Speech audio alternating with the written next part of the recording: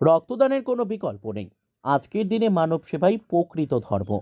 মঙ্গলবার রাজধানী আগরতলার স্বামী বিবেকানন্দ ময়দান পরিসরে ৩৫তম জাতীয় সড়ক সুরক্ষা মাস ২০২৪ উপলক্ষে আয়োজিত স্বেচ্ছায় রক্তদান শিবিরে একথা বলে পরিবহন মন্ত্রী সুশান্ত চৌধুরী।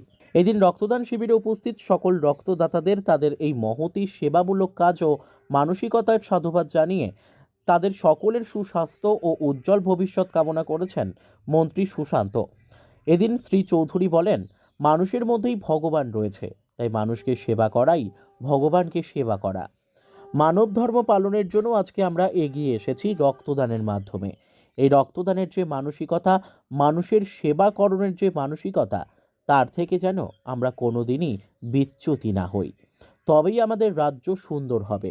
আপনার থেকে আমার, আমার থেকে আপনার, এইভাবেই আমাদের মানব ধর্ম পালন করতে হবে, সমাজকে সুন্দর করতে হবে। তিনি বলেন, ট্রাফিক বিধি সম্পর্কে নিজে সচেতন হওয়ার পাশাপাশি অন্যকেও আরও বেশি সচেতন করতে হবে। সড়ক দুর্ঘটনা থেকে আমরা যদি মানুষকে রক্ষা করতে পারি, তবেই জাতীয় সড়ক সুরক্ষা মাস উদযাপনের যে কর্মসূচি, রক্তদানের যে কর্মসূচি, সেগুলি আগামী দিনে আরও সুন্দরভাবে করতে পারবো, তার যথার্থতা আসবে। যেভাবে আমরা মানব ধর্ম পালনের জন্য আজকে এগিয়ে এসেছি রক্তদানের মাধ্যমে, এই রক্তদানের যে মানসিকতা, মানব সেবা করার যে মানসিকতা, তার থেকে যেন আমরা কোনোভাবেই বিচ্যুত না হই, তবেই আমাদের রাজ্য সুন্দর হবে। আপনার থেকে আমার, আমার থেকে আপনার, এভাবে নিয়েই আমাদের মানব ধর্ম পালন করতে হবে, সমাজকে সুন্দর করতে হবে। কারণ রক্তদানের কোনো বিকল্প নেই।